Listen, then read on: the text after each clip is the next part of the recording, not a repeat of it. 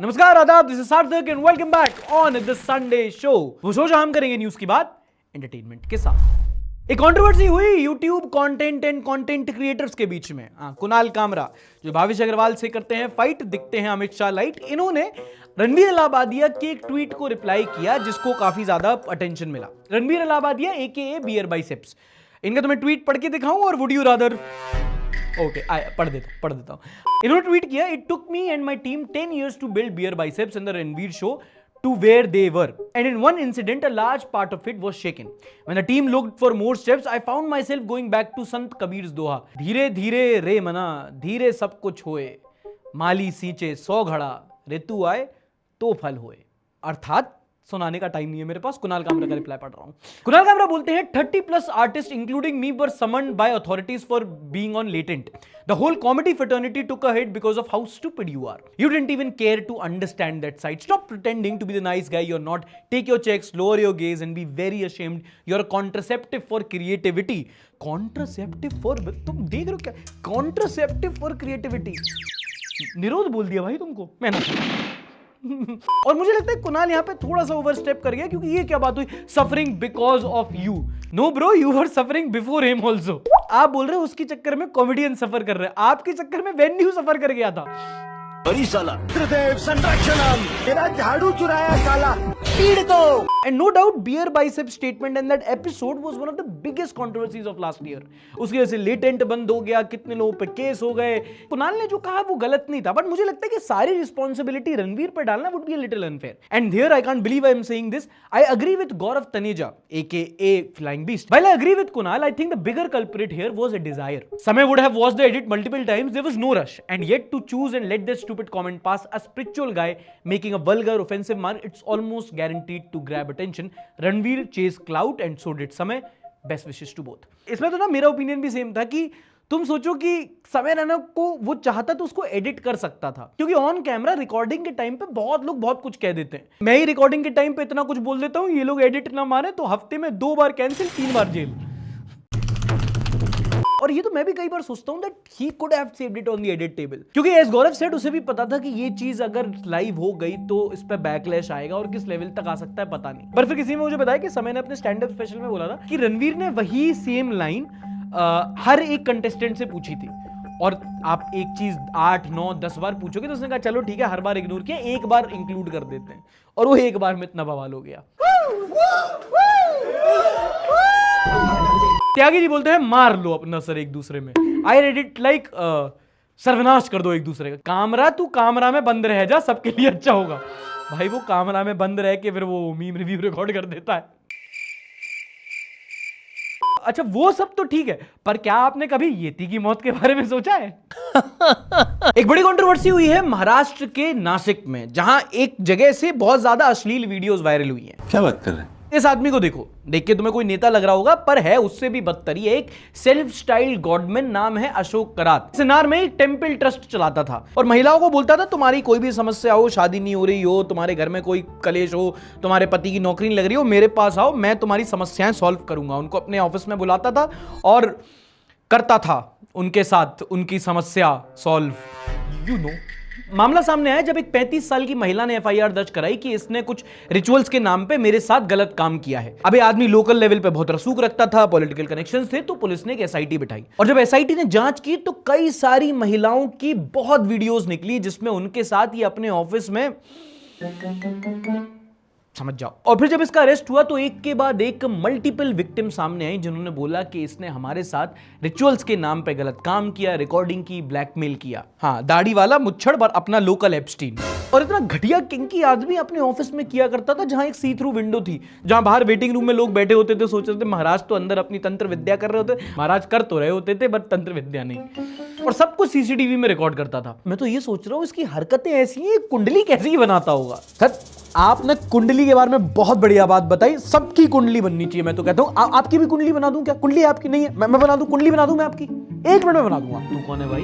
Sir मुझे नहीं पहचाना सर आपने, मैं आपका पर्सनल एआई असिस्टेंट। कल आप ही तो पूछ रहे थे ना रात को टॉप 5 पिकअप लाइंस, नहीं, ये फालतू की बातें मत करो, ये अभी का काम बताओ, अभी क्यों आए हो? सर समझो, राहु केतु बहुत इंपॉर्टेंट होता है। आप एक सेकंड दो, आपकी मैं बिल्कुल पूरी कुंडली छोड़ो। आप शादी करनी है, आपको शादी, आपको 5 पॉइंट गाइडलाइन बना के दूं, शादी कैसे, आपको गर्लफ्रेंड कैसे मिलेगी, वाइफ कैसे, आप बिल्कुल PDF बना के दूंगा, चौकस। अरे नहीं चाहिए यार, इतना काम है नहीं मेरे पास जितना करने को रेडी हो जाता है।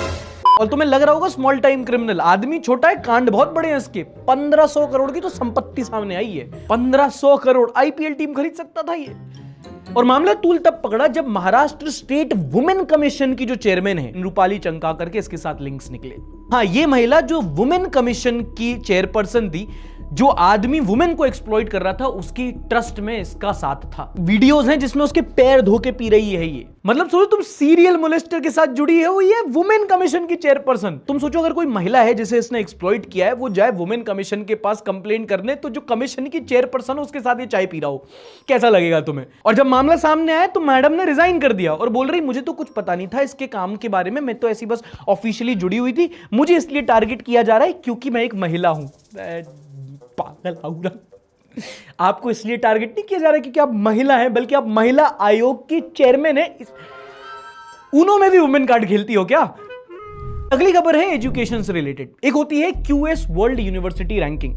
ये जो होती है वो दुनिया भर की जितनी भी यूनिवर्सिटीज हैं, विश्वविद्यालय, उनको कुछ पैरामीटर पे नापा जाता है, जिससे उनकी रिसर्च क्वालिटी क्या है, स्टूडेंट टीचर रेशियो क्या है, कैंपस कैसा है, इंफ्रास्ट्रक्चर कैसा है, बहुत सारे मापदंडों पे नाप करके बताया जाता है कि दुनिया भर में सबसे बेस्ट यूनिवर्सिटीज कौन सी है, उनकी लिस्ट निकाली जाती है। और इस बार जो QS वर्ल्ड यूनिवर्सिटी रैंकिंग आई है, उसमें भारत की 20 नई यूनिवर्सिटीज ऐड हुई हैं, taking the total tally to 99 universities. अब आपको लग रहा होगा 99 यूनिवर्सिटी बड़ा नंबर है। नहीं भाई, बहुत छोटा है, considering we are a population of over 1.4 billion people. 1.5 अरब की आबादी में अगर आपकी अच्छी यूनिवर्सिटीज कुल 100 भी नहीं है तो ये बड़ी बात है।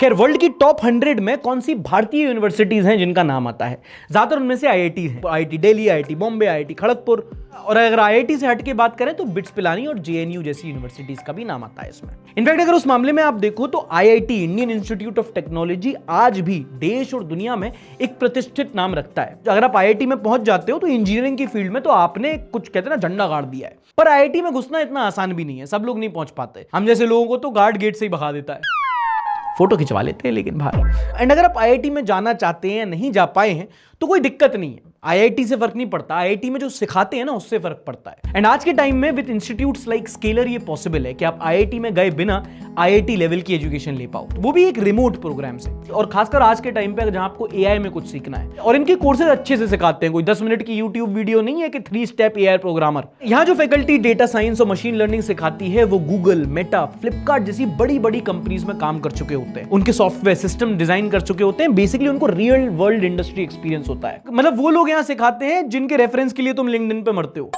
और अगर आपको पढ़ने में कोई दिक्कत आती है तो 24/7 एक AI कंपेनियन भी मिलता है। मतलब रात को 3 बजे भी अगर डेटा साइंस को लेके कोई डाउट आए, तुम्हारा कलीग, तुम्हारा बेस्ट फ्रेंड, तुम्हारी गर्लफ्रेंड भी सो गई होगी, लेकिन इनका AI कंपेनियन जागा होगा। अगर टॉप करियर चाहिए, या तो एक QS यूनिवर्सिटी रैंकिंग के कोई टॉप कॉलेज में चले जाओ, या फिर स्केलर जैसे इंस्टीट्यूट से टॉप की स्किल ट्रेनिंग ले लो, which is also equal to top career। और सिर्फ ये बोल बच्चन नहीं है, 15,000 से ज्यादा लर्नर्स स्केलर से अपने आप को अपग्रेड, अपस्केल कर चुके हैं। तो अगर आपको सर्विस से एक प्रोडक्ट कंपनी में जाना है या प्रोडक्ट से बिग टेक में, कुछ भी हो, स्केलर आपको राइट स्किल सेट प्रोवाइड करेगा to become a better engineer. और स्किल सेट के बाद विद देयर 900+ प्लेसमेंट पार्टनर्स आपको एक अच्छी जॉब, अच्छा करियर अपॉर्चुनिटी में भी हेल्प करेगा। And let's be very honest here, आजकल अच्छा एजुकेशन उतना किफायती नहीं है, तो यहाँ पे उसके फाइनेंस के ऑप्शन भी अवेलेबल है। अगर आपको ज्यादा लगे तो स्केलर की फीस को आप 2 साल की EMI में कन्वर्ट कर सकते हो विद 0% इंटरेस्ट। एंड हमारे चैनल पे हम हमेशा पहले इस्तेमाल करें फिर विश्वास करें स्कीम प्रमोट करते हैं, तो जल्दी एक फ्री लाइव मास्टर क्लास भी होने वाली है। तुम्हें टाइम सही नहीं लग रहा है, वर्थ इट नहीं लग रहा है, महंगा नहीं लग रहा है, मन नहीं कर रहा है, कुछ भी है, कोई दिक्कत नहीं, मत करो। बट एक फ्री लाइव मास्टर क्लास है,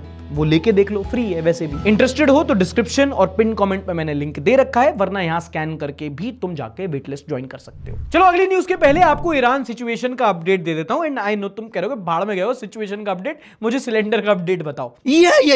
तो भैया सिलेंडर का अपडेट ये है कि धीरे धीरे करके सप्लाई आ रही है और मैनेज किया जा रहा है, और उसको मैनेज करने के लिए सरकार ने गुहार लगाई है और बोला है कि अगर आप कर सकते हो, अगर आपके पास ऑप्शन अवेलेबल है, तो LPG से PNG पे शिफ्ट कर जाओ, लिक्विड पेट्रोलिफाइम गैस। LPG से PNG, पाइप्ड नेचुरल गैस, ये इजी था। हाँ, तो वो नहीं आता जैसे तुम सोसाइटी में रहते हो, पाइप करके आती हो, कह रहे हाँ उसमें तुम शिफ्ट कर जाओ, अगर ऑप्शन है तो उससे वो सप्लाई कंट्रोल कर सकते ना, तो आसानी होगी आपको भी उनको भी। अच्छा हमको सिखा रही and it's more like a compulsory advisory. सरकार ने देश भर में ऐसे 6 मिलियन हाउस होल्ड, ऐसे 60 लाख परिवार हैं जिनको चिन्हित किया है, जिनको बोल रहे हैं कि आप अगर चाहो तो पीएनजी में शिफ्ट कर सकते हो, करना चाहिए, और नहीं करोगे तो करवा देंगे। मतलब ऐसे एग्जैक्टली नहीं बोला, बता रहा हूं मैं। अबे साले, इतने सालों से मुंबई से रास्ता खोद के पाइप डाल रहे थे, उसका अभी उपयोग हो सकता है।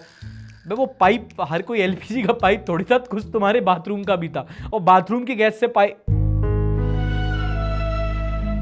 Moving on, how about JPG? How about JP? अरे जो पीएनजी क्या होवे, ये जो गरीब हो ना आदमी, पीएनजी वो जो तुम पिक्चर ऐसे तुम कहीं से स्क्रीनशॉट लोगे ना, तो या तो जेपीजी में आएगा या वो पीएनजी में आएगा, तो वो पीएनजी। अच्छा। उसको जाके सबमिट करोगे राशन की दुकान पे, वो तुम्हें सिलेंडर दे देंगे। मतलब कुछ भी। ईरान और यूएस में जो मैटर चल रहा है वो कब सॉल्व होगा? And here is where it gets interesting. Pakistan के थ्रू यूएस ने अपने पीस प्रपोजल भेजे हैं ईरान को। हाँ, we'll come to that later, but वो क्या है? Immediate cease fire, nuclear dismantlement, enrichment in halt, stockpile cylinder, no nuclear weapons, full monitoring and missile limits. ज्यादातर जो यूएस की कंडीशंस हैं वो सिर्फ ईरान के न्यूक्लियर प्रोग्राम को रोकने के लिए हैं, जिसकी आड़ में इन्होंने ईरान पे on the first place attack किया था। बोल रहे हैं बेसिकली कि तुम पहले तो सीज फायर करो, गोली हम तो दाग नहीं रहे, हम तो ऐसे पटाखे फेंकते हैं, पता नहीं वहां जाके कैसे बॉम्ब बन जाता है। फिर दूसरा, ये अपना जो न्यूक्लियर प्रोग्राम तुम बना रहे थे, पता नहीं बना रहे थे कि बना रहे थे, हमने तो हमला कर दिया, उसको रोक दो। दूसरा, ये जो तुम यूरेनियम की इन्वेस्टमेंट कर रहे, किस लिए कर रहे, क्यों चाहिए तुम्हें यूरेनियम? बच्चों को केमिस्ट्री पढ़ानी है? वो भी नहीं। क्या एनर्जी के लिए चाहिए? हम देंगे तुम्हें। कोई प्लांट अगर सिविल इंफ्रास्ट्रक्चर के लिए तुम्हें चाहिए न्यूक्लियर, हम बनाएंगे उसको, लेकिन तुम अपना सब कुछ रोको। ये मिसाइल विसाइल भी है क्या तुम पे? ये इजराइल पे क्या मार रहे हैं फिर तुम? बंद करो उसको। पाकिस्तान बताओ इनको। यूएस ने ये पीस प्रपोजल पाकिस्तान के थ्रू भेजा है। अमेरिका का दलाल बहन।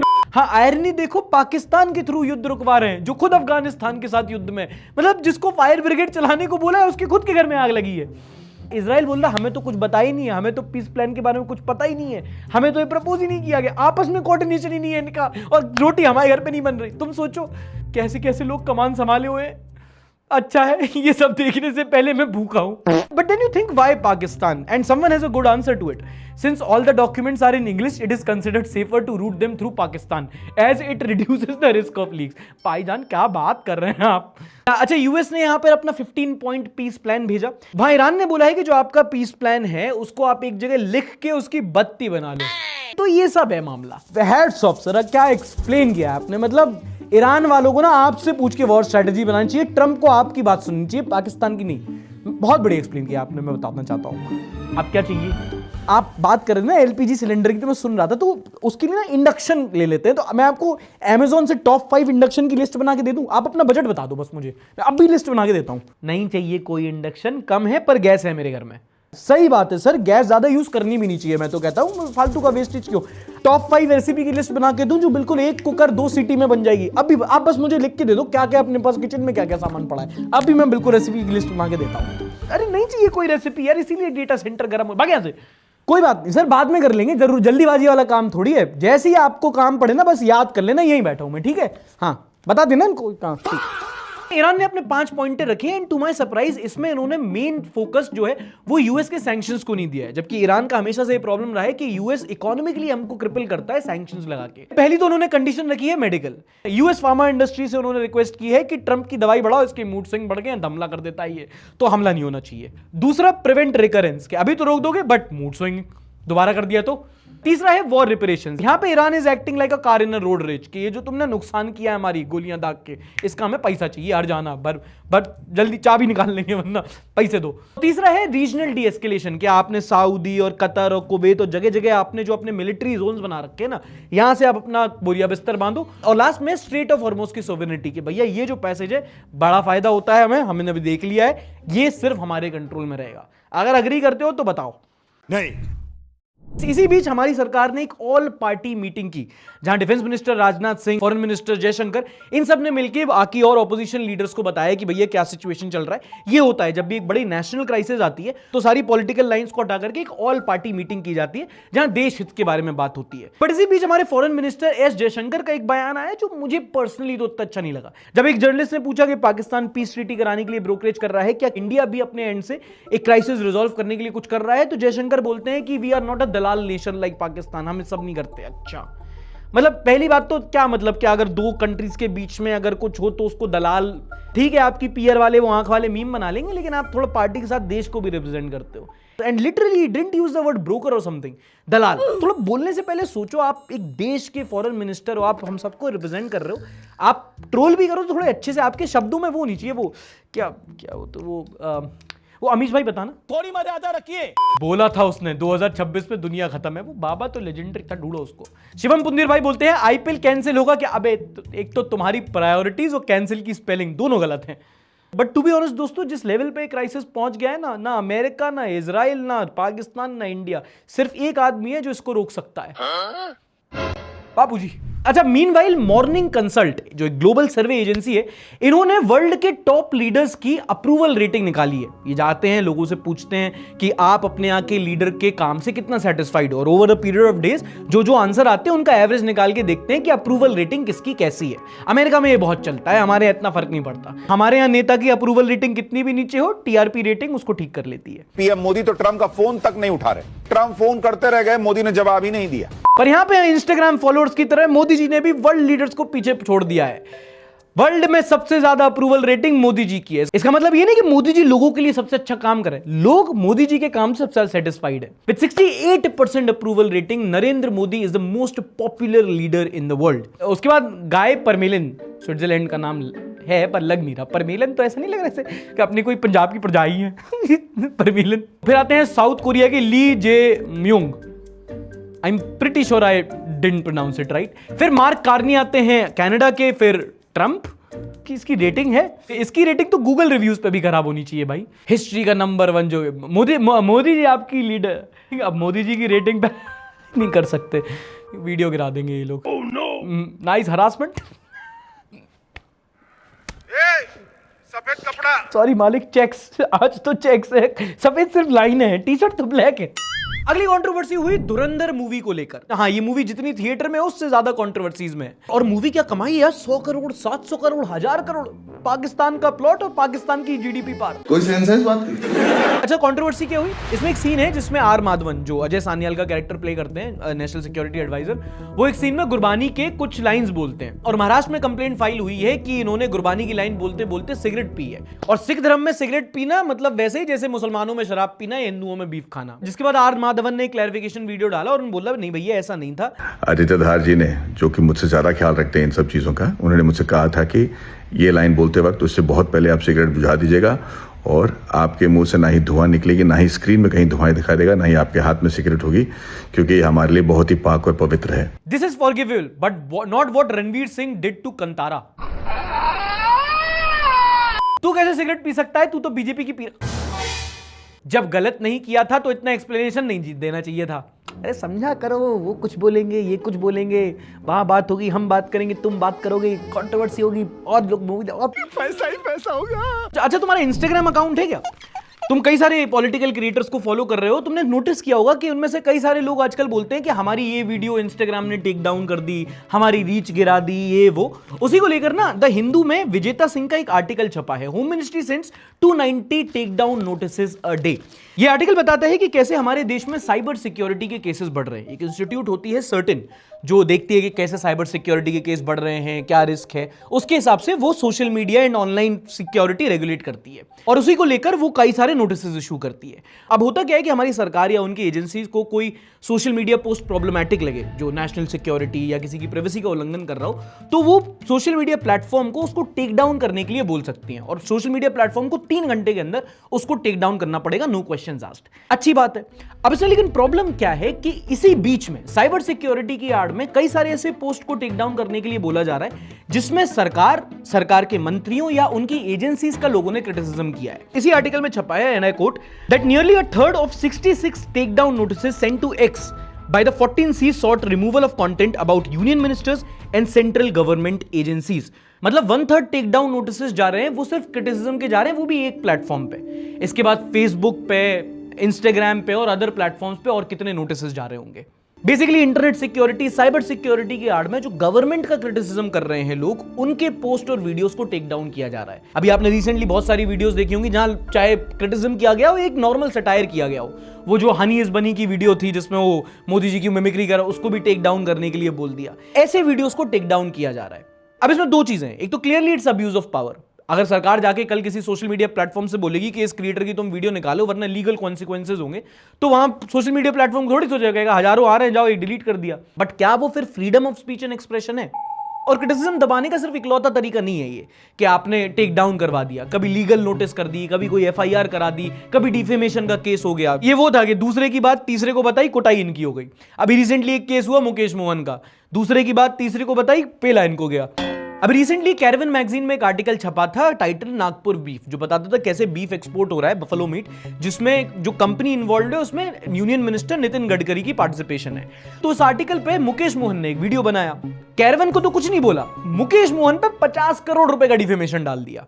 अब उसमें एक बैक स्टोरी ये है कि जो E20 का प्रमोशन हो रहा था उसको इसी ने ईमेल के स्क्रीनशॉट दिखा के एक्सपोज किया था, तो खुड़ तो होगी। हाँ, जो कार्वन का आर्टिकल था उस पे जिसने वीडियो बनाई उस पे 50 करोड़ का डिफेमेशन, लेकिन जो कारवां था उसकी ना तलाश है ना उस पे कोई केस है। और ठीक है, आपको डिफेमेशन करना था, लेकिन 50 करोड़ का शक्ल देखो उसकी, उसको 50,000 की उधारी होगी उस पे। जिस पुलिस स्टेशन के चक्कर कटा रहे हो उसमें 50 रुपए की रैपिडो करके आया होगा वो, है ना भाई? तुम समझ रहे हो क्या गोलमाल चल रहा है?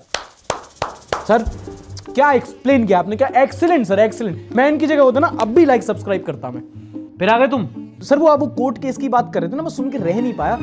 आपको भी बहुत जरूरत लग रही है, आपके लिए मैं एक जैसी लीगल नोटिस आया मैं आपके लिए एक ड्राफ्ट बना दूं, रिस्पॉन्स 1 मिनट लगेगा, बिल्कुल फटाक से बढ़िया बनाऊंगा, मेल पे भेज देना आप। अरे नहीं चाहिए यार, जब चाहिए होगा बता दूंगा, अभी नहीं चाहिए। अच्छा ठीक है, लीगल नहीं जाना, सही बात है, जाना भी नहीं चाहिए, माफी मांगना सही रहेगा। आपको माफीनामा लिख के दे दूं मैं, एक बढ़िया सा माफीनामा, सीधा माफ हो जाएगा, केस सॉल्व। ऑल्टमैन की कसम बहुत मारूंगा, भाग यहां से।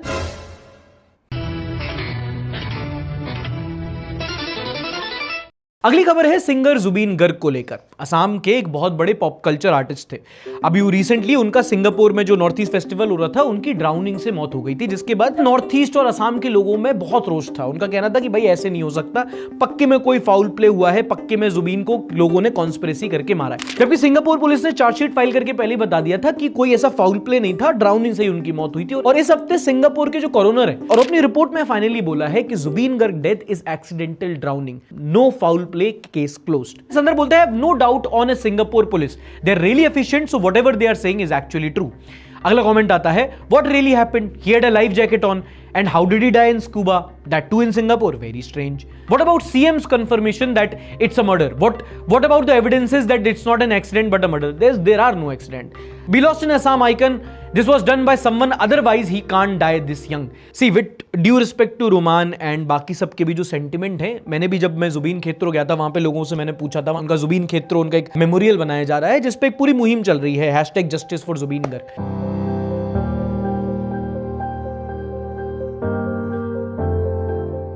जस्टिस फॉर जुबीन गर्ग क्यों लिखा है? जस्टिस फॉर जुबीन गर्ग क्यों लिखा है? क्योंकि बहुत लोग, मैं नहीं बोल सकता, ये तो बहुत कंट्रोवर्शियल स्टेटमेंट है, बट बहुत लोग बोलते हैं कि उनको मर्डर किया गया। उसको मार दिया है ना। किसने मार? मैंने उसका लगत जो आदमी है वो लोग ने ढक्कन करके पानी में गिरा देता है। अच्छा, मतलब खुद उसको मार के पानी में गिरा दिया।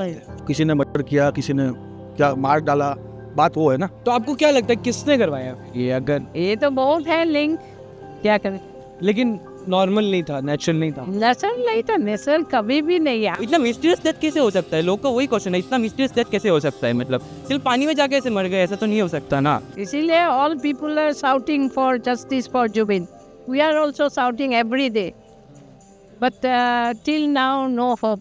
And with due respect to sentiments, कभी कभी ऐसा कोई जब हमारा बहुत डियर या जिसको हम बहुत एडिलेट करते हैं, जब उनकी अचानक से ऐसी मौत हो जाती है तो हम उसको सहन नहीं कर पाते, हमारे लिए बहुत बड़ा शॉक होता है। And we try to find our peace and कुछ तो हुआ होगा। बट जैसी सिंगापुर पुलिस ने चार्जशीट फाइल की है, जो वहां की खुद की पुलिस बोल रही है, वहां तो करप्शन भी नहीं है इतना, जब वो बोल रहे हैं कि ऐसा हुआ है और कोई फाउल प्ले नहीं मिल रहा है, और जुबीन गर्ग की तो बॉडी में अल्कोहल भी मिला था उनकी पोस्टमार्टम रिपोर्ट में। ये तो अब तुम बोलो अक्यूज को अरेस्ट कर लिया है, सीएम भी बोल रहा है, तो देखो सब अपनी अपनी पॉलिटिक्स खेलेंगे, खासकर अभी जब इलेक्शन आ रहे हैं। बट जब सारे फैक्ट्स इतने क्लियर है और पुलिस अपनी चार्जशीट में बोल रही है, तो कड़वा है पर सच भी तो हो सकता है। अगली खबर है हमारी जुडिशरी को लेकर। हर साल पार्लियामेंट में जुडिशरी को लेकर एक डेटा दिया जाता है। वैसे ही जुडिशरी को क्रिटिसाइज किया जाता है कि भाई बहुत स्लो है, केसेस पेंडिंग रहते हैं। इस बार पता चला है कि हमारे कोर्ट्स में 26 लाख केसेस हैं जो पेंडिंग है, और खत्म कैसे होंगे? 10 लाख लोगों पे सिर्फ 22 जजेस अवेलेबल हैं। बड़े बूढ़े लोग कहते हैं कोर्ट का और हॉस्पिटल का चक्कर लाइफ में कभी नहीं आना चाहिए। नहीं, क्या कहते हैं? वकील, पुलिस और डॉक्टर बनना सब चाहते हैं, मिलना कोई नहीं चाहता इनसे। And then people say that trust the judicial process. Justice delayed is justice denied. चेप दिया। कॉल केडी पाठक। केडी पाठक कौन है? अब अगर आप पॉपुलेशन टू जजेस रेशियो देखोगे तो ओवर टाइम वो बढ़ा है। 1987 में 10 जजेस थे पर मिलियन पीपल, अब वो बढ़कर 22 हो गए। पर अभी भी बेंच स्ट्रेंथ बहुत कम है क्योंकि केसेस हैं वो बढ़ते ही जा रहे हैं। अब हमारी जुडिशरी में जजेस की वैकेंसी कितनी है, केसेस क्यों बढ़ते जा रहे हैं, केस डिले क्यों होते हैं, एडजर्नमेंट इतने क्यों होते हैं, ये हमने ऑलरेडी एक वीडियो में डिस्कस किया हुआ है। जुडिशरी में एडमिनिस्ट्रेशन एक बहुत बड़ी प्रॉब्लम है, बट उसके बारे में ज्यादा बोल नहीं सकते क्योंकि फिर कोर्ट बोलने भी नहीं देता। अभी रिसेंटली एक केस आया एक लड़के का, एनएलयू का एक बच्चा था, उसने सबस्टैक पे एक पोस्ट डाला जिसका टाइटल था Supreme Court has no spine, जिसमें उसने बेसिकली जुडिशरी में करप्शन के बारे में बात की। तो कोर्ट ने क्या किया, उसकी यूनिवर्सिटी को नोटिस भेज दिया कि तुम्हारे बच्चे क्या लिख रहे हैं। यूनिवर्सिटी ने बोला कि भैया ये कोर्ट से सामान आया, डिलीट करो ये जज अंकल और प्रोफेसर डीन अंकल को लग रहा था कि बच्चा दब जाएगा, बच्चे ने कहा नहीं कर रहा डिलीट। सबस्टैक पे ही बोला इस पोस्ट के लिए मेरे यूनिवर्सिटी वाले बोल रहे हैं डिलीट कर दो। कह रहे कोई गॉड वॉड नहीं है ये लोग, अभी डिलीट नहीं करूंगा, नॉट नाउ नॉट एवर। अपने ऑफिशियल मेल में लिख दिया उसने। जज अंकल सुनो, मिलेनियल को तो दबा लिया आपने, जेनजी से वैर नहीं लेने का। ये थोड़े ना, ये यहां से ना थोड़े क्रैक होते हैं लोग। Okay, next news is related to environment. IIED, International Institute of Environment and Development, इनकी एक रिपोर्ट आई है जिसने बताया है कि जैसे जैसे दुनिया भर में क्लाइमेट चेंज हो रहा है, वेदर पैटर्न्स चेंज हो रहे हैं, ग्लोबल वार्मिंग हो रही है, उसमें India is one of the biggest vulnerable large economies. मतलब जैसे जैसे ग्लोबल टेम्परेचर राइज होंगे, और इस मामले में अर्थ और बॉडी में ज्यादा डिफरेंस नहीं है, 1-2 डिग्री ऊपर नीचे हमारा हो, हमें बुखार हो जाता है, ऐसे ही धरती पे भी अगर 1-2 डिग्री तापमान ऊपर नीचे होता है, जो हो रहा है, तो वेदर पैटर्न बहुत डिस्टर्ब हो जाएंगे और बीमार पड़ जाएगी धरती एक तरह से। तो और ह्यूमंस तो सफर करेंगे, एग्रीकल्चरल पैटर्न शिफ्ट होंगे तो खेती बहुत डिस्टर्ब होगी, और जैसे जैसे एग्रीकल्चरल पैटर्न शिफ्ट होंगे, ऐसी क्रॉप्स डैमेज होंगी, तो फूड इनसिक्योरिटी बढ़ जाएगी, और इसका सबसे ज्यादा रिस्क आएगा इंडिया जैसी कंट्री में जिसको कृषि प्रधान देश कहते हैं। हमारे देश की 60-70% आबादी सीधी डायरेक्टली एग्रीकल्चर पर डिपेंडेंट है, तो हम आगे जाके क्लाइमेट चेंज को लेकर सबसे ज्यादा सफर करने वाले हैं। This is what the report says. Afam Ahmed बोलते हैं, सार्थक भाई I think you should talk about global warming more because where I live there is so much rain and it's not even April yet. भाई अफाम भाई, not even like chest thumping at this point, but तुम पूरे YouTube पे मुझे कोई और बता दो जो क्लाइमेट चेंज और ग्लोबल वार्मिंग पे इतनी बात करता हूं जितनी मैं करता हूं। इनफैक्ट आप जो कमेंट कर रहे हो, ऐसे बहुत सारे आप ही के नीचे कमेंट दिख जाते हैं जो कहते हैं अरे क्या ये फालतू, कितने बोरिंग टॉपिक उठा दिए, क्लाइमेट चेंज, ये फालतू, ये सब। कुछ लोगों को नॉनसेंस न्यूज़ मीम्स वगैरह देखने में ज़्यादा मजा आता है। मैं फिर भी एक आध इंसर्ट करने की कोशिश करता हूँ जैसे एपिसोड में किया। So I am just trying to do my part भाई। मतलब I know you want me talk, I want to talk more, but लोग सुनना भी नहीं चाहते उतना, वो भी आप एक बार एक्सेप्ट करो। मीनवाइल IEP यानी कि Institute of Economics and Peace ने एक इंडेक्स निकाला है जो है ग्लोबल टेररिज्म इंडेक्स। ये एक यूनिक रैंकिंग निकालते हैं जहां ये हर देश में एक साल में कितने आतंकवादी हमले हुए, उसमें कितने लोग घायल हुए, कितने लोगों की मौत हुई, उससे कितना डैमेज हुआ, जिसे वो रैंक करते हैं कि कौन सी कंट्री है जो सबसे ज्यादा आतंकवाद से पीड़ित है या प्रमोटेड है। रैंकिंग सुनो समझ जाओगे। 10वें नंबर पे नाम आता है इजराइल का।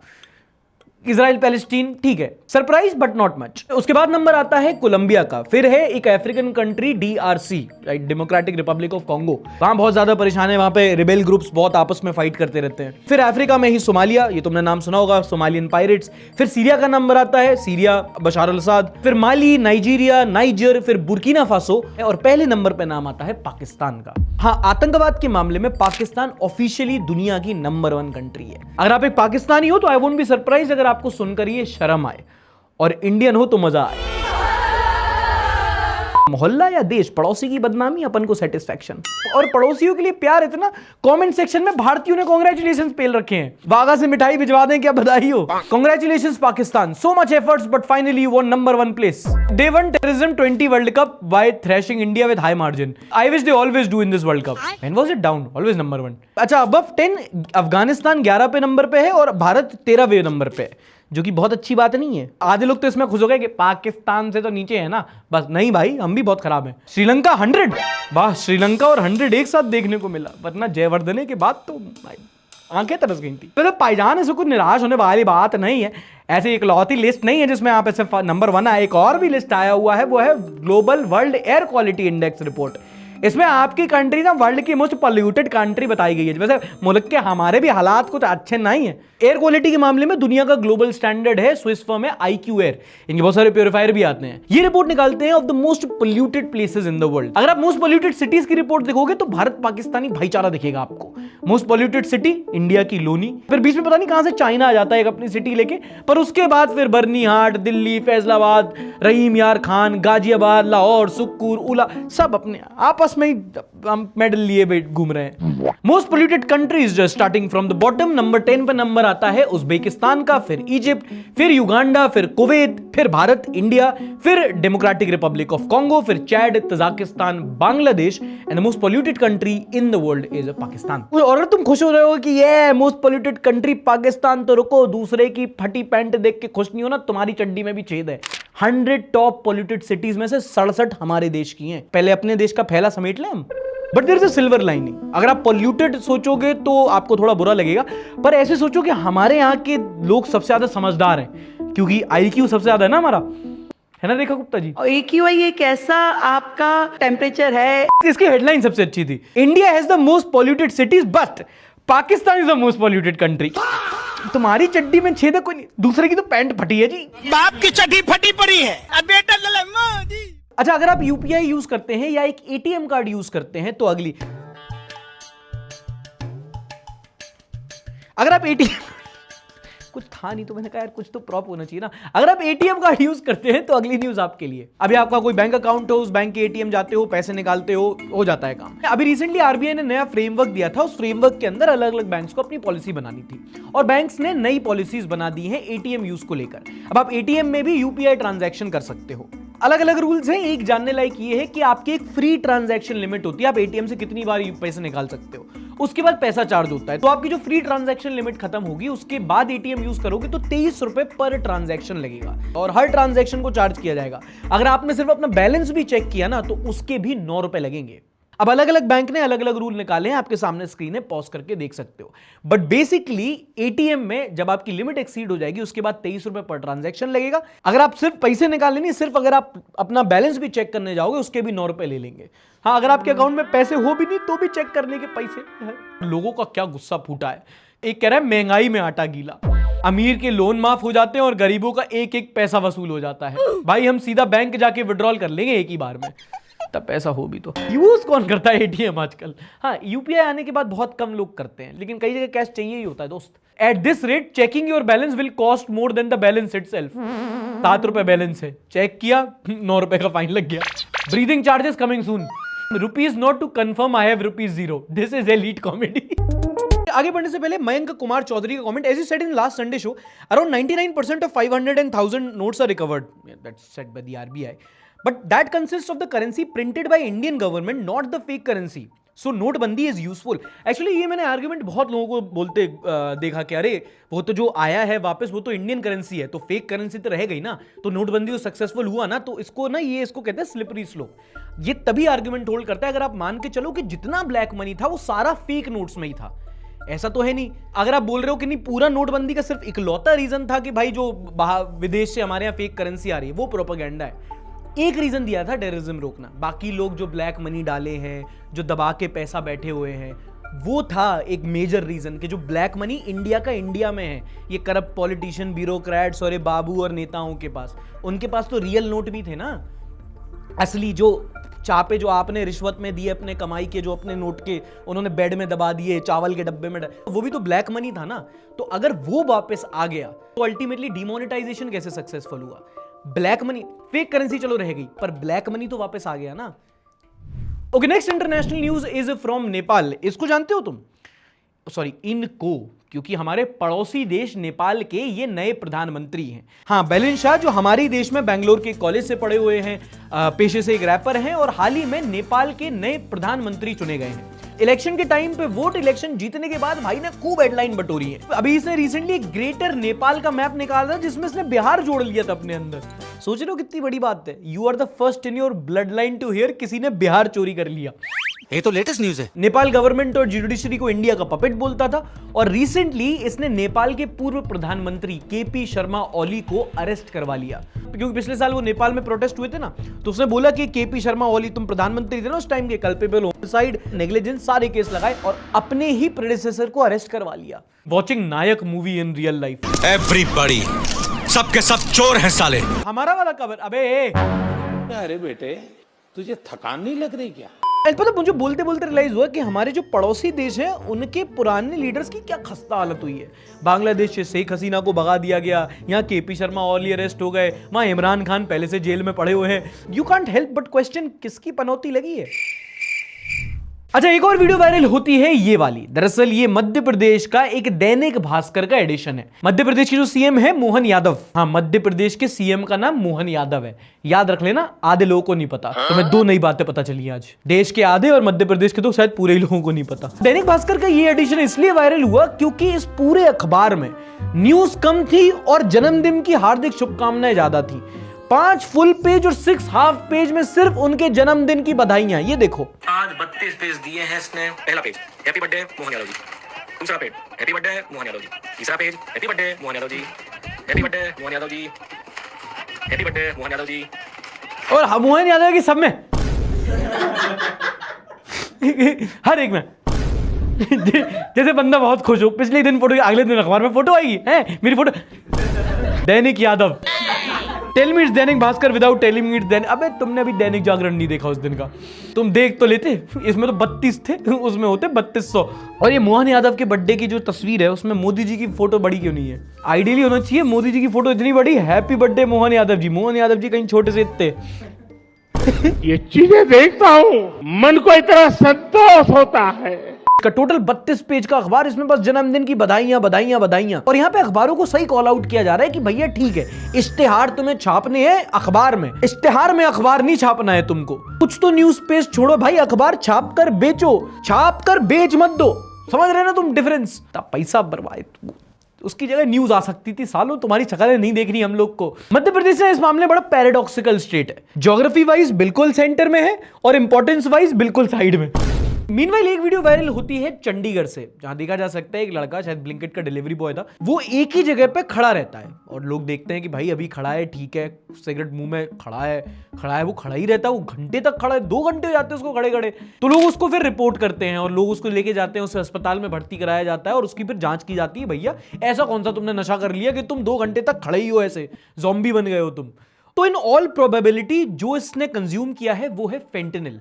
आपको याद होगा कुछ टाइम पहले हमने संडे शो में डिस्कस किया था कैसे अमेरिका ने एक रीजन जिसकी वजह से वो वेनेजुएला पे अटैक कर रहा था, वो बोल रहा था कि यहां से ड्रग्स बहुत आते हैं, फेंटेनिल। और अगर इसने भी फेंटेनिल कंज्यूम किया है तो चांसेस आर कि इंडिया में भी वो भारी तादाद में कंज्यूम हो रहा है। एक तो बहुत रिस्की ड्रग है, मतलब थोड़ी सी मात्रा में और चला गया तो इंसान का नर्वस सिस्टम डैमेज हो सकता है, कोमा में जा सकता है, मर सकता है। जो नर्वस सिस्टम है उसको हैक कर लेता है, तभी ये खड़ा है तो खड़ा ही रह जा रहा है। और बहुत डेंजरस ड्रग होता है वो। ये तो एक एग्जाम्पल है। अमेरिका में जैसे कई सारे शहरों के ऐसे इलाके हैं जहां से आप घुसोगे, यूट्यूब पे बहुत व्लॉग्स में दिख जाएंगे, जहां पे लोग जाते हैं और देखते हैं कि भाई लोग एक पोजीशन में पड़े हैं तो घंटों घंटों तक वहीं पड़े हुए हैं। और इतने सारे लोग होते हैं कि अपोकलिप्स टाइप सिचुएशन लगती है कि भाई ऐसा लगता है कि कोई हम ज़ॉम्बी सिटी में आ गए क्या। सोचो इस लेवल पे यूथ बर्बाद हो जाता है। Okay, moving on to the next segment with more news and less fun, और एक्चुअली मोर नहीं, सॉरी, इतना कंफ्यूज हो गया ना, ऐसी अभी कंफ्यूजन तो मैं अगले वाले सेगमेंट में मिलेगी क्योंकि this is a news without any sense, और as we call it.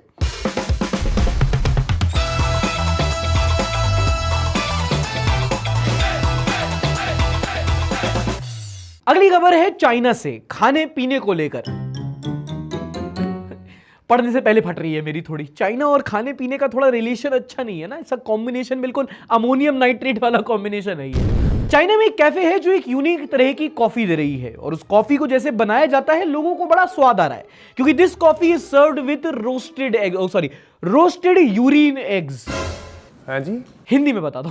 Coffee with अंडे जो बच्चे की पेशाब में उबाले गए हैं। ब्रेकिंग व्यूज कमेंट करते हैं, India trying to develop the same except they will combine gobar with cow urine. अच्छा, ओ चलो एक जगह तो हम चाइना को कंपटीशन दे रहे हैं। This is how the next virus starts. अगर कोरोना वायरस इसका था तो इसका क्या होगा? मुतोना वायरस। मत करो, रहने लो। एंड जब हम लोगों ने सर्च किया तो पता चला इसके पीछे कॉन्टेक्स्ट भी है। डोंगयांग सिटी में बहुत टाइम से चल रहा है, वहां पे अंडों को बच्चों की पेशाब में उबाला जाता है और लोग मानते हैं कि वो अंडे बहुत न्यूट्रिशियस होते हैं, उनमें हाई एनर्जी होती है, वो हीट स्ट्रोक से बचाते हैं। मैं बस इतना बोलना चाहता हूं कि ये बच्चों पे एक्सपेरिमेंट करना बंद करोगे। अमेरिका में हुआ था, वो अभी तक परेशान हो रहे हैं। डॉक्टर्स ने वहां पे वार्न किया है कि इससे सीरियस हाइजीन रिस्क हो सकते हैं, बैक्टीरियल कंटेमिनेशन हो सकता है। डॉक्टर्स की प्रजाति पे मुझे बहुत दया आती है, हर देश में बोलते रहते हैं मालिक क्या कर रहे हैं यार तू। पर चलो किसी चीज में भी उबाल रहे हैं, कम से कम उबाल तो पा रहे हैं। हमारे यहाँ के कैफे वाले तो यूं परेशान है, उनके पास एलपीजी सिलेंडर नहीं है। एलपीजी क्राइसिस के बीच पुणे के कैफे के बाहर नोटिस चिपकाया गया जिसमें लिखा, नारंगी कौशचा मूर्ख मारसाड़ी कैले से युद्धा मुड। इंग्लिश में ही पढ़ लेते हैं दोस्तों। Due to a recent war started by the dumb orange head man, prices of crude oil have increased, resulting in higher prices of LPG and plastic. Checks out. Hence, new rates will be effective from 21st of March. Kindly cooperate or help stop the war. Option दिया पर इतना impractical कि cooperate कर लो, पर अगर नहीं कर रहे तो जाओ जंग रुकवा के दिखाओ। Bro give no f***. My friend India's fraud, Mr. Donald Trump never stops being funny. नारंगी कश्या मूर्ख मानुस. Nothing can beat Indian languages when compared to its translation. Even as Hindi person would use नारंगी के सच्चा मूर्ख from now. अब मैं अगली बार सैलून में जाऊंगा, होना है case cheque cutting, peak detailing. अभी यार जबरदस्ती यार धुरंधर का प्रमोशन हो रहा है यार बात पे। Our crisis is not due to the orange hair man, but a bearded man who always does खी खी खी खी खी। Bearded guy who does खी खी खी। नवजोत सिंह सिद्धू ने क्या किया यहाँ? वाह वाह, नाइस डिस्क्रिप्शन। ओहो, खैर पुणे के कैफे में खाना मिल नहीं रहा और आंध्र के कैफे में खाना है पर वो बना नहीं पा रहा। हाँ, अगली खबर सुनो आंध्र प्रदेश के अनंतपुर से, जहां पर एक व्यक्ति पुलिस स्टेशन पहुंच गया एफआईआर लिखवाने उसके मटन के खिलाफ। बंदे ने कंप्लेंट लिखाई कि उसने वो गाड़ी के लिए कुछ मटन लिया था और उसने उसको 20 बार पकाया, फिर भी नहीं पका वो।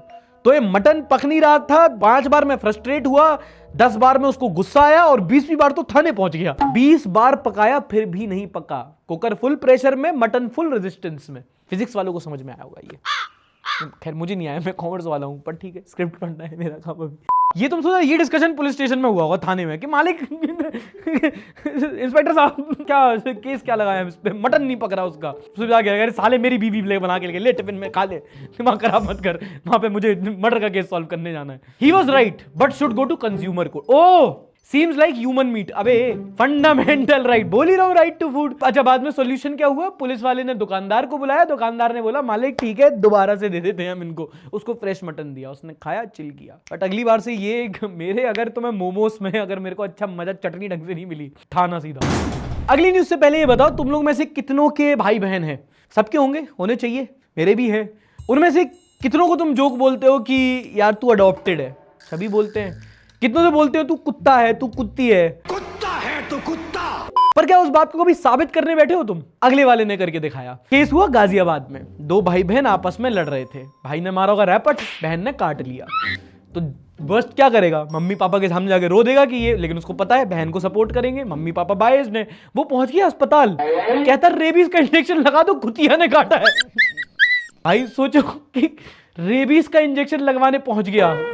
He should have asked for anti-venom actually. Oh, हाँ सही बात है, सबकी बहन कुतिया थोड़ी, किसी की तो सांप होती हैं।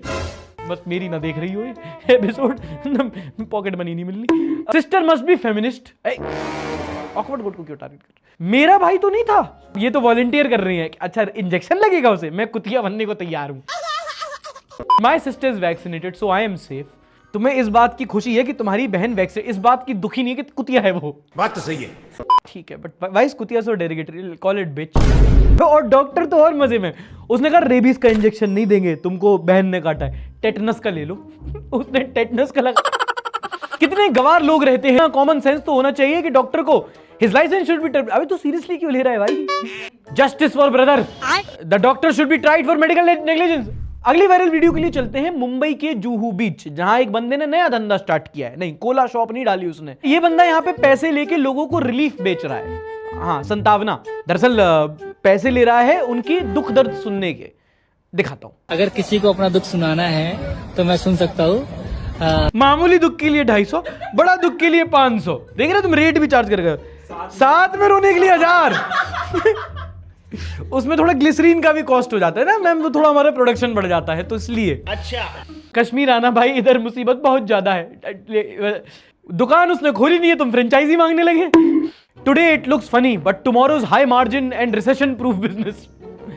बस संडे के बाद मंडे को मैंने यही काम करना है। लिंक बनाओ, पोस्टर लिंक डालो, बस लोगों को बैठ के दुखड़ा सुनूंगा मैं।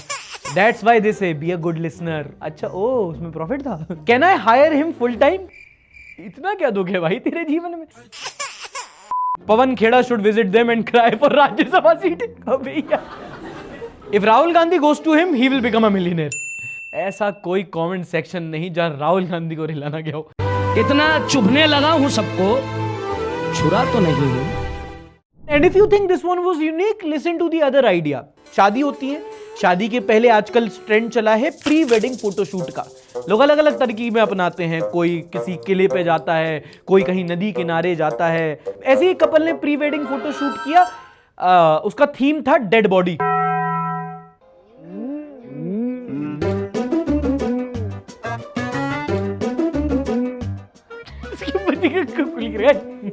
मरा हुआ है तू, ठीक से मरो।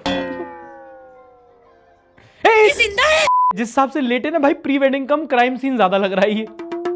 शादी के सर्टिफिकेट के साथ साथ ना डेथ सर्टिफिकेट भी बनवा लेना, और पोस्टमार्टम तो सुहागरात में कर ही दोगे तुम। मेरे को से लग रहा है वो बगल में ऐसे खड़ा हुआ जैसे नेशनल ज्योग्राफिक का इंटर्न हो कि भैया ढंग से नहीं मरे आप। देखो सांस चल रही है आपकी थोड़ी सी, तो फंसूका डाल दो थोड़ा मुंह में। एंड प्रथा अनुसार पॉलिटिक्स, वॉर, जुडिशरी, इन सब भसड़ के बीच में कुछ पॉजिटिव न्यूज भी हमारे बीच में आती है, और वो हम शेयर करते हैं इन द नेक्स्ट सेगमेंट। ये देखो, ये है अरुणाचल प्रदेश के जेमेथांग गांव में इंडियन आर्मी द्वारा बनाया गया बॉर्डर ब्रू कैफे। एक नदी किनारे एक ब्यूटीफुल रिवर व्यू कैफे है। बनाने में सिर्फ 1 महीना लगा इनको। अब तुम बोलोगे हाँ ठीक है, एक नॉर्मल सा कैफे है, पहाड़ों में ऐसे बहुत कैफे होते हैं। इस कैफे के बारे में खूबसूरत बात यह है कि वहां की एक लोकल मानपा ट्राइब है, वहां की औरतें इस कैफे को रन करती हैं, और ये हो रहा है इंडियन आर्मी के ऑपरेशन सद्भावना के अंडर। हमारी इंडियन आर्मी ना बहुत सारी डिफिकल्ट टेरेन्स में ऑपरेट करती है, ओडिशा, झारखंड के नक्सलेट एरियाज में, या फिर नॉर्थ ईस्ट के बॉर्डर ट्राइबल एरियाज में, और ये इंसर्जेंसी प्रोन एरियाज होते हैं। यहाँ के लोग बहुत गरीब होते हैं, पिछड़े होते हैं, तो इंडियन आर्मी क्या करती है, यहाँ की कम्युनिटी के लिए बहुत सारे काम करती है, जैसे कि स्कूल्स बनाना, सड़क बनाना, वहां पे स्पोर्ट इवेंट कराना, वहां पे कैंप्स ऑर्गेनाइज करवाना, या फिर ऐसे कैफे खुलवाना जिससे वहां के लोकल कम्युनिटी के जो लोग हैं उनको थोड़ा फाइनेंशियल सपोर्ट मिल सके। और ये सारे काम करते हैं हमारे बॉर्डर एरियाज को सिक्योर करने के अलावा वहां के लोकल लोगों के लिए, which to me comes across as very welcome and a positive move. Content strike आएगा ना, तेरे मुंह पे फेंक के मारूंगा मैं। भाई मुझे माफ कर दो। अब सोसाइटी के लिए ना 2 लेवल पे काम होते हैं, एक तो इंडिविजुअल लेवल पे, जैसे मध्य प्रदेश का वो लड़का जो अकेले ही पूरी नदी साफ कर देता है, या फिर कम्युनिटी लेवल पे, जैसे रिसेंटली मुझे पता चला दिल्ली एनसीआर में एक सो गुड फाउंडेशन के बारे में, जो सरकारी स्कूल के हजारों बच्चों को सेल्फ इंडिपेंडेंट बनाता है, उन्हें खुद की सब्जी तरकारी उगाना, उनको पकाना सिखाता है, मतलब एक हाउस होल्ड स्किल सिखाता है। और ये होता है 3 स्टेप में। पहला विचार, नेचर को समझना, कैसा एनवायरनमेंट है, लोकल स्पीसीज कैसी है, फ्लोरा फौना कैसा है, कौन सी सब्जी उगती है किस मिट्टी में। दूसरा है एक्शन। एक बार जब समझ गए तो खुद बच्चे को फार्मिंग करना सिखाते हैं। आप उसमें कुछ अपना खुद सब्जी लगाओ, है ना, उसको वाटर करो, उसमें खाद डालो, उसकी उपज करो। और फिर जब बच्चे सीख जाते हैं तो तीसरा आता है प्रचार। वही बच्चे खुद वर्कशॉप ऑर्गेनाइज करके बाकी बच्चों को इंडिपेंडेंट बनाते हैं। और जब कोई भी ऑर्गेनाइजेशन या फाउंडेशन से ग्राउंड लेवल पे काम करती है तो उसका सोसाइटी पे बहुत बड़ा इंपैक्ट पड़ता है, क्योंकि आप बच्चों को कुछ ऐसा सिखा रहे हो जो ट्रेडिशनल एजुकेशन में वो नहीं सीखेंगे। Organic farming, bamboo plantation, waste management, ऐसी स्किल्स जो आगे जाके उनके काम आ सकती है, उनका करियर बना सकती है। वो कहते हैं ना वो सरकार वाले, उन्हें आत्मनिर्भर बना सकती है। वैसे ट्रेडिशनली स्कूल्स में भी इसका प्रावधान है, इसको कहते हैं एक्स्ट्रा करिकुलर एक्टिविटी, जिसको बायोलॉजी या मैथ वाले खा जाते हैं अपना कोर्स पूरा कराने के लिए एग्जाम के पहले। आपको तंग किया गया। ही हाँ ने कमेंट किया है भाई, can the government now not ban AI from making realistic videos और photos? When we got mobile phones and computers, cyber laws were established, now when AI can easily be misused, what's the point we should expect regulatory laws? यार AI is more difficult to curb and control than other form of technology. ऐसा नहीं हो सकता कि आप मतलब AI इस time पे आप AI को रोक नहीं सकते, क्योंकि आप एक तरह से एक कहते हैं ना मॉडर्नाइजेशन में आप पीछे रह जाओगे, आपको उसको वेपनाइज करना ही पड़ेगा. इसका एग्जाम्पल जैसे अच्छी चीज़ है कि AI को वॉरफेयर में ना लाया जाए, लेकिन इस टाइम पे तो पूरे के पूरे मतलब चाइना अमेरिका लगे हुए हैं, वो क्लॉड और ओपनएआई से डील कर रहे हैं इस मामले के हमारा पूरा का पूरा तुम मिलिट्री AI बेस कर दो, तो वहाँ पे हमको ऐसे रोबोस बना के दो जो जाके सीधा असैसिनेट करके आए लोगों को. मतलब तुम समझ रहे हो, वो ह्यूमन इंटरवेंशन हटाना चाहते हैं, सब कुछ सिंपनी बनाना चाहते हैं. चाइना अमेरिका ये सब लगे हुए हैं इस चीज़ में, और एक करता है तो दूसरे को करना पड़ेगा, वरना पीछे रह जाओगे तुम. तो AI को नहीं रोक सकते आप. मतलब AI वो घोड़ा है जिसको आप रोक नहीं सकते, उस पर सवारी ही करनी पड़ेगी आपको अगर आपको compete करना है तो. Okay, time for the next segment है जहां टीम के साथ मीम रिव्यू किया जाएगा. कोई आपसे प्यार क्यों करेगा? 26 में तो दुनिया खत्म है. कैसे चूतिया कार्टून है, अपनी सारी प्रॉब्लम्स रोबोट को बताता है. खैर छोड़ो. भाई तुम how on a scale of 1 to 10 तुम कितनी सारी प्रॉब्लम्स है अपनी छोटी छोटी जो तुम चैट जीपीटी को बताते हो? 11. तो मैंने गूगल सर्च करना बंद कर दिया. कब आखिरी बार कब था जब गूगल का कोई सर्च मारा होगा? वो एक आता है ना चैट जीपीटी का कि generate a image on the basis of how I treat you, तो मैंने करा था तो ऐसे दिखाया था, मैं पकड़ के और लाइक बहुत अच्छे. एक सेकंड, ऐसा है क्या? Generate an image on the basis of how I treat you. Wait wait wait wait wait wait generate an image on the basis of how I treat you. ये क्या आया है? ओ मैं भी ऐसा ही करता, मेरा भी ऐसा ही आया था, लेकिन श्रुति दीदी का कुछ डिफरेंट आया था. हैं? हाँ, ये एक्सप्लॉइट करते हैं. अगर आगे जाके ये कुछ ऐसा हुआ ना कि इसके पास एक सुपर इंटेलिजेंस आ गया, उसने सोचा कि जो इधर आ, देख लेता हूँ कोई हिडन टैलेंट तो नहीं, पढ़ाई छोड़ देता हूँ.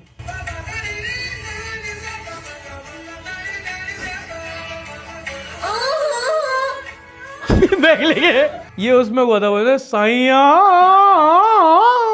अरे भाई ये होता है, सबको लगता है कि जब ऐसे हम लोग ऐसे अपने हम कर रहे होते हैं, लगता है यार क्या गा रहे हैं हम, क्या गा रहे हैं. कुछ नहीं करना होता, थोड़ा सा एक वॉइस रिकॉर्डर खोलो एक बार और बस फिर तुम्हें समझ में आएगा कि तुम इंडियन आइडल में क्यों सिलेक्ट नहीं हुए. निरंजन तुम गा लेते हो? अच्छा हाँ, थोड़ा बहुत तो गा ही देता हूँ. गा के सुनो यार. आप गाओ, आपके पास कोई ऑल्टरनेटिव ऑप्शन है कंटेंट क्रिएशन के अलावा? नेता बन जाओ. इतना ज्यादा नफरत फैलाऊंगा ना सालों, तुम लोग धर्म जात के नाम पे तो छोड़ो, तुम लोग को मोहल्लों के नाम पे लड़वा दूंगा मैं. अबे साले, ये दूसरे मोहल्ले के लोग हमारी सोसाइटी में आ गया. Me on LinkedIn, me on Instagram. मैं तुमसे बात करता हूं. आरती शुक्ला. हाँ, यही नाम है आपका? एक बार हमारा तो भरोसा कर लेती ना. अरे हम प्यार करते थे तुमसे. एक सीनियर आईएएस ऑफिसर को नाम लेके बुलाती है. Shruti, you are the perfect person to reply on. अच्छा, ये तो बहुत ज्यादा रिलेट कर रही है भाई. मैंने एक बार किसी को ब्लॉक कर दिया था हर जगह से, वो मेरे को लिंक्डइन पे मैसेज कर रहा था फिर कि प्लीज बात कर ले, प्लीज बात. अबे ये तो कुछ भी नहीं है. जीमेल का नाम सुना है? नहीं, मोदी जी के लाइव में कमेंट करते हैं, प्रिया अगर देख रही हो तो अनब्लॉक कर दे. ये कैन डू जनरेशन है. अगर प्रेग्नेंट लेडी के अंदर का बच्चा गाना गाने लग जाए तो उसे क्या बोलेंगे? ये मैंने देखा है. ये मैंने देखा है. नहीं, Coke studio. I thought Prega News. Oh, good one. But Coke Studio still takes a cake for me. Ultrasound. Ultrasound is like I think top. Ultrasound या Coke Studio. You guys tell me in the comments. आप कुछ ऐसा करिए जिससे हम आपको तुरंत higher कर लें. आपके पास 500 के 2 नोट है? 500 के 2 नोट. इंटरेस्टिंग. अगले महीना हमारा सैलरी से काट लेना. This is better than sell me this pen. Swiggy ने कमेंट किया, इंटरव्यू का घी खत्म कर दिया. Best meme of the week award.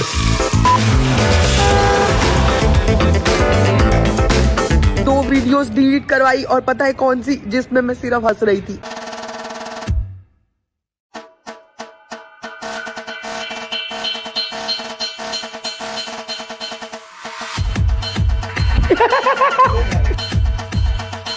वो शमिता तुम्हारी ना हंसी ऐसी होगी ना कि वो देख नहीं पाए, कंटेंट में कुछ नहीं था, तुम है उनका एक बार तो मैंने भी ऐसे तब देखा तुम्हारी हंसी, मैं कहा नहीं बात करो, नहीं यार इसको बोल नहीं सकते, ये रोस्ट कर देगी फिर बाद में, ये तो कुछ भी बोल देती है, तुम्हारा तो कुछ नहीं है, तुम पे तो 2-3 केस ऑलरेडी चल रहे हैं, मेरे पे नहीं होना चाहिए।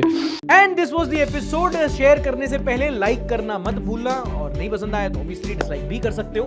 पूरा meme review episode exclusively for members हमारे चैनल पे अपलोडेड है, तो अगर आप देखना चाहें ये वाला वीडियो लंबा ड्यूरेशन फुल मजा, तो आप हमारे चैनल के मेंबर बन सकते हैं by scanning the QR code here और clicking the link in the description. मजा आया होगा आपको, और कोशिश की सारी न्यूज कवर करने की, जो रह गई कमेंट सेक्शन में बताना, हम मिड वीक में कवर करने की कोशिश करेंगे। एंड ऐसी और न्यूज एंड एंटरटेनमेंट के साथ we'll see you next week. Till then, tata, bye bye, take care, and like, subscribe, and share. Oh wow, I can skip Shabak here also because it was good night. Till then, tata, bye bye, take care, and don't forget to like, subscribe, and share. नीचे link है, जाओ scalar की free master class book करो और बिना IIT के IIT जैसा career बनाओ।